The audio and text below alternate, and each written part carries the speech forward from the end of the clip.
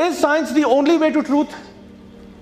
क्या हक तक पहुंचने का जरिया सिर्फ साइंस है? क्या ख्याल है? साइंस के अलावा कोई तरीका है हक तक पहुंचने का? क्या आपको ये yes what is that? Quran देखें ना, आप ये एथियस्ट को कैसे समझाएंगे आप? लॉजिक किसने कहा है? लॉजिक किसने बोला? जज़ाकल्लाह खैर, आपकी बात ठीक है। नेचर किसने कहा? नेचर। अच्छा, नेचर में कैसे आप करेंगे?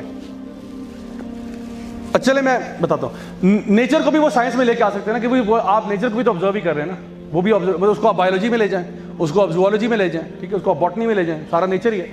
अच्छा, अब मैं आपको बताता हूँ कुछ चीज़ें कि जो आपको बताने के लिए कि साइंस के अलावा भी इल्म के बहुत सारे जरिए हैं, और पक्के इल्म के। एमी ये बात नहीं कर रहा कि किसी का अपना ख्याल था, प्रॉपर इल्म के साइंस के अलावा बहुत सारे जराए हैं। उनमें से एक है लॉजिक, जो जिन भाई ने लॉजिक कहा था, लॉजिक का ताल्लुक साइंस से नहीं है। साइंस और डिसिप्लिन है, लॉजिक और चीज़ है। देखिए, जब आप मिसाल के तौर पे बात लाता हूं, इसमें हम यूज करते हैं डिडक्टिव रीजनिंग, इसमें हम यूज करते हैं कॉज एंड इफेक्ट प्रिंसिपल। आप अगर अपने घर जाते हैं और खुदा न खास्ता घर के अंदर टेबल मेज उल्टे हुए हैं, आपका टीवी गायब है, खिड़की टूटी हुई है, आपने कहा हाय अल्लाह मैं लुट गया, बर्बाद हो गया, मेरी चोरी होगी। आपने पुलिस को फोन किया, पुलिस वाला कोई साइंसदान था, वो घर आया, उसने कहा एक्सक्यूज मी आप इतने जज्बाती मत हो, ये बताइए क्या आपने चोर को अपनी आंखों से देखा? आपने कहा नहीं देखा।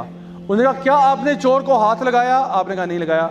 उसने कहा क्या आपने चोर को सूंघा? आपने कहा नहीं मैंने नहीं सूंघा। उसने कहा क्या आपने चोर को चखा? आपने कहा नहीं चखा भी नहीं उसको। कि फिर साबित हुआ कि चोर नहीं था। आप कहेंगे भाई तुम्हारा दिमाग सही है? कहते ना जाने वाले तेरे कदमों के निशान बाकी हैं। ये मैं तुम्हें लॉजिकली प्रूव कर रहा हूं कि यहां पे कोई आया है। ये कुर्सियां मेज खुद ब खुद से ऐसे नहीं हुए, कुछ तो हुआ यहां पे। ये खुद ब खुद टेबल मेज नहीं टूटे और चीजें गायब नहीं हुई इस तरह से। तो लॉजिकली आप प्रूव करें। एक डिटेक्टिव जो होता है, डिटेक्टिव कौन होता है पुलिस डिपार्टमेंट के अंदर? वो जो कि डिडक्टिव रीजनिंग यूज करता है। अगर आप किसी डिटेक्टिव को बुलाएं, वो आपके घर के अंदर सारी चीजों को देखते हुए बता देगा कि जी चोर एक नहीं दो थे, वो खिड़की से दाखिल हुए, दरवाजे से फरार हुए और इतने बजे तकरीबन आए, क्योंकि पाँव के निशान बता रहे हैं कि ये तकरीबन निशान इतना पुराना नहीं है। तो वो फोरेंसिक वजूहात के बिना पर टेस्ट करने के एतबार से वो लॉजिकली डिड्यूस कर रहा है कुछ चीजें। चोर को ना उसने देखा, उसने कोई लेबोरेटरी में एक्सपेरिमेंट नहीं किया कि जी चोर दो थे या तीन थे, वो एक्सपेरिमेंट नहीं, वो बेस्ड अपॉन एविडेंस देख रहा है। तो ये लॉजिकल चीजें जो है ना, ये साइंस से मुख्तलिफ हैं। साइंस का ताल्लुक किससे है? इंपेरिकल डेटा से। लॉजिक का ताल्लुक है डिडक्टिव रीजनिंग से, कि चूंकि ये हुआ इसलिए ये हुआ, इसलिए ये हुआ। ठीक है, तो ये आप डिड्यूस करेंगे। अच्छा, तो ये चीज जो है ये साइंस से मुख्तलिफ होगी। दूसरी चीज जिक्र की जाएगी यहां पे, वो है टेस्टिमनी। टेस्टिमनी का मतलब होता है गवाही। हम गवाहियों को भी मान जाते हैं, आपके हैं ये कैसे सच हो सकता है? अच्छा चले मैं आपसे सवाल पूछता हूं, आपको कैसे पता कि आपकी अम्मी आपकी असली अम्मी है? साइंस से साबित करें, मुझे कोई साबित कर दे कि मेरी अम्मी मेरी असली अम्मी है। डीएनए टेस्ट, किसने कहा डीएनए टेस्ट? आपने डीएनए टेस्ट करवाया? आप अभी तक अम्मी को मान रहे हैं ना, अम्मी आपकी। लास्ट टाइम डीएनए टेस्ट कब कराया था आपने? नहीं करवाया। तो अभी तक यकीन है कि शक में पड़ गई हैं आप कि पता नहीं अम्मी है कि नहीं, टेस्ट तो करवाया नहीं मैंने। सुना है कि मार्केट में टेस्ट होता है, मैंने करवाया तो नहीं है। महाराज आप लोगों में किसी ने डीएनए टेस्ट कराया कि पैदा होने के बाद आपने सोचा कि अम्मी पता है आपको देख के मुझे शक है, पता नहीं आप हैं कि नहीं है, मुझे नहीं मालूम, पता नहीं, मतलब शायद हो सकता किसी मेले से उठा लिया मुझे, आपने क्या पता। तो अम्मी आए, हम जाके डीएनए टेस्ट करवाते हैं। अम्मी कहा चल मेरा पुत्र, ले गए अम्मी साथ, डीएनए टेस्ट करवाया, हाँ जी अब साबित हो गया कि ये आपकी माँ ही है। हम शुक्र अल्हम्दुलिल्लाह, मैं तो कंफ्यूजन में था। तो हम जितने भी लोग बैठे हैं, मैं यकीन से कह सकता हूँ किसी ने भी डीएनए टेस्ट नहीं कराया हुआ, लेकिन सारे ये मानते हैं ना कि हमारी अम्मी है। क्यों मानते हैं? क्योंकि अम्मी ने कहा था, इसलिए।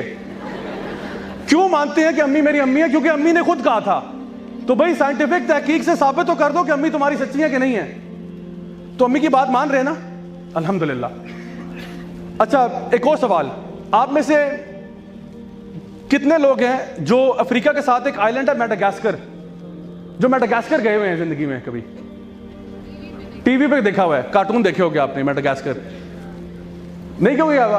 आप में से कितनों को यकीन है कि मेडागास्कर दुनिया में है?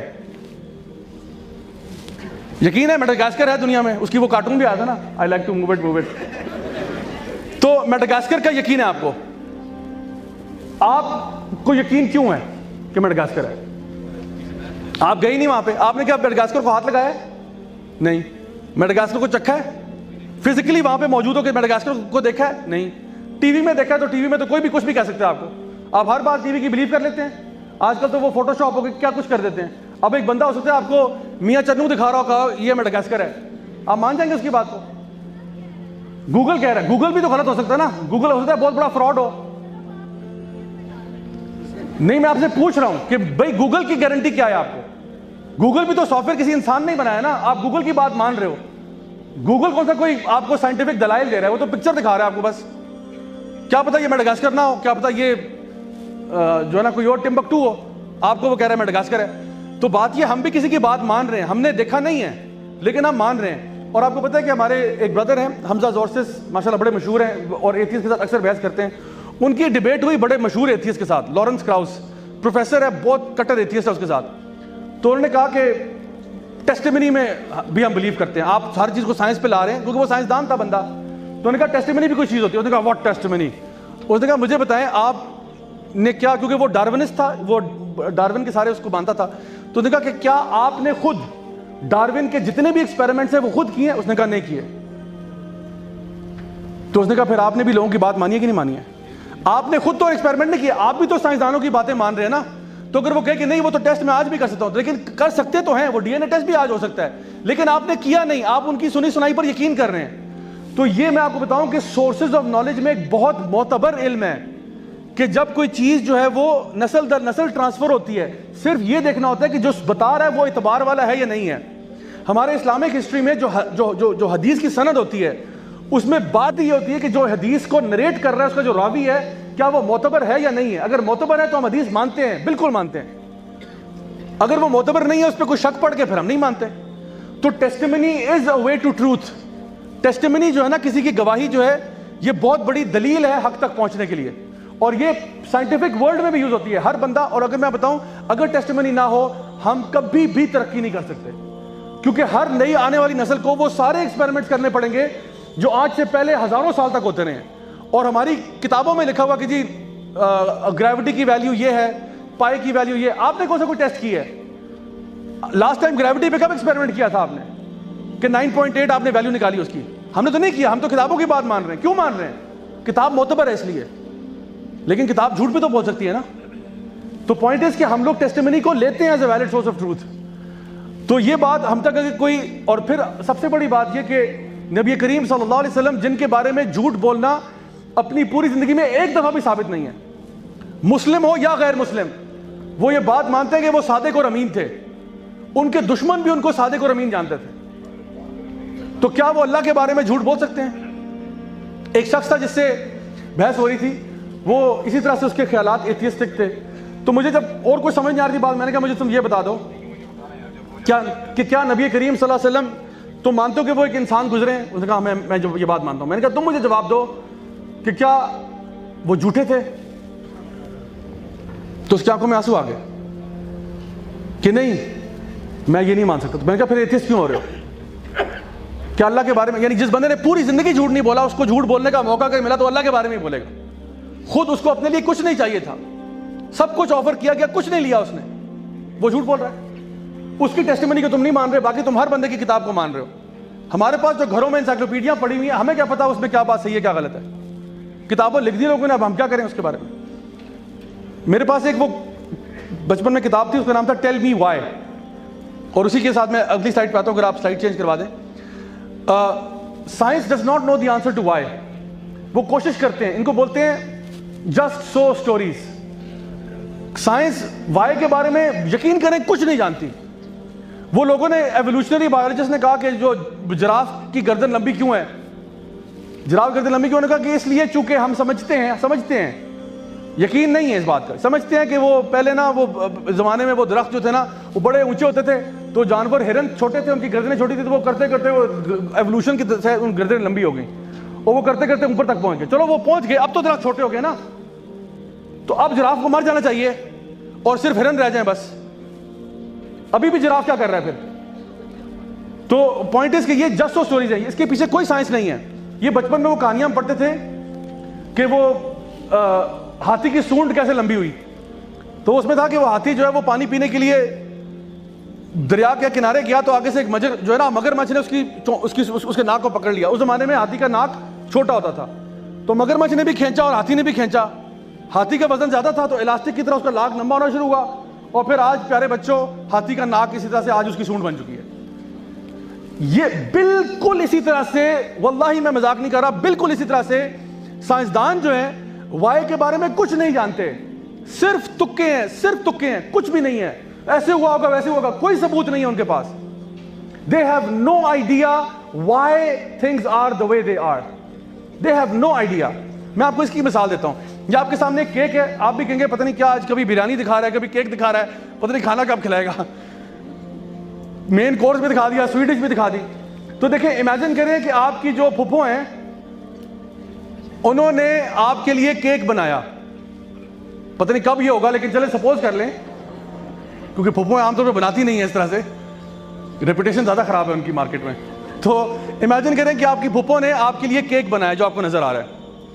आप चूंकि साइंसदान थे, आपने कहा कि मैं सारे साइंसदानों को बुला के इस केक के बारे में पूरी मालूमात जानना चाहूंगा कि फुफ्फो ने असल में क्या मिला के दिया मुझे इसमें। आपने जनाब एक फिजिसिस्ट को दावत दी, आपने एक बायोलॉजिस्ट को बुलाया, आपने एक न्यूट्रिशनल साइंस वाले को बुलाया, आपने एक केमिस्ट को बुलाया, और सारों को आपने लगा दिया इस चीज पर कि जी इस केक के बारे में पूरी तहकीक करो।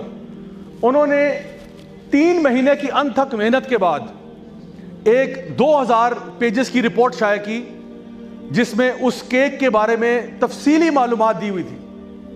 फिजिसिस्ट ने लिखा कि जी इस दर्जा हरारत पर यह बेक हुआ, इतने डिग्री सेंटीग्रेड पे ये ऐसे हुआ, यहां पे इसका मेल्टिंग पॉइंट था, यहां उसका बॉइलिंग पॉइंट था, यहां उसका फ्ला पॉइंट था। वो सारी तहकीक हो गई।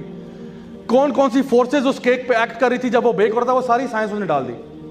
कौन कौन सी फोर्सेज लगी थी उसको बनाने में, सब बता दिया उसने। केमिस्ट ने बताया कि जी इसका केमिकल कॉम्पोजिशन क्या है, कहां पे कोवेलेंट बॉन्डिंग हुई है, कहां पे आयोनिक बॉन्डिंग हुई है, सारी उसने, कहां पे वो एक जेम्स बॉन्डिंग भी होती है ना, तो कहां पे ये सारी बॉन्डिंग शॉन्डिंग उसने बता दी कौन सी है। तो उसने पूरी तहकीक के साथ एक पूरा एलिमेंट्स टेबल डाल के सारा रिसर्च लेबल शेबल करके डायग्राम बना दिया। उसके बाद बायोलॉजिस्ट ने अपनी तहकीक के साथ लिख दिया जो कुछ भी केक के बारे में समझ में आया, और लाइकवाइज जो बंदा न्यूट्रिशनल साइंस का उसने लिख दिया कि जी इसमें इतनी कैलोरीज हैं, इतने इसमें फैट्स हैं, इतने कार्बोहाइड्रेट्स हैं, इतने प्रोटीन्स हैं, सारा कुछ उसने लिख के 2000 सफ़े की रिपोर्ट शाया हो गई और आपको दे दी। सवाल यह, क्या आपको इस केक के बारे में वाकई सारी मालूमात मिल चुकी है? जी क्या नहीं पता? हाँ, आपको यह नहीं पता कि आपकी फुफ्फो ने केक क्यों बनाया। सब कुछ पता है, सब कुछ पता है, यह नहीं पता फुफ्फो ने केक क्यों बनाया। शायद वो बेटी का रिश्ता लेके आना चाह रही हैं, शायद उनको वैसे ही आप पे प्यार आ रहा है, शायद वो आपके इम्तिहान पास होने की खुशी में देना चाह रही हैं, शायद कोई नीयत खराब है, ठीक है, वो आपको मोटा करना चाह रही हैं, कुछ पता नहीं है। तो क्यों बनाया का जवाब तो हमारे पास नहीं है ना। जितनी मर्जी आप साइंटिफिक तहकीक करते हैं, वो तो फुप्पी जान ही बताएंगे कि मैंने क्यों बनाया। जितनी मर्जी आप साइंटिफिक तहकीक कर लें, आप क्यों का जवाब नहीं ढूंढ सकते। तो अब ये जो साइंसदान कह रहे हैं कि जी इंसान इसलिए पैदा हुआ, तो साइंसदान आपको पर्पस नहीं बताता why you were created. Science आपको यह बता सकती है कि आपका केमिकल कॉम्पोजिशन क्या है, आपके अंदर कितनी वेन्स हैं और आर्टरीज हैं और आपका सिस्टम क्या चल रहा है, ये तो बता सकती है, लेकिन अल्लाह ने क्यों पैदा किया इसका जवाब साइंस के पास नहीं है। तो अगर कोई शख्स ये समझे कि मैं साइंस से पूछूंगा कि हमारा मकसद क्या है, तो ये बहुत बड़ी बेवकूफ़ी है। इसके लिए आपको लाजिमन रिलीजन की तरफ आना पड़ेगा।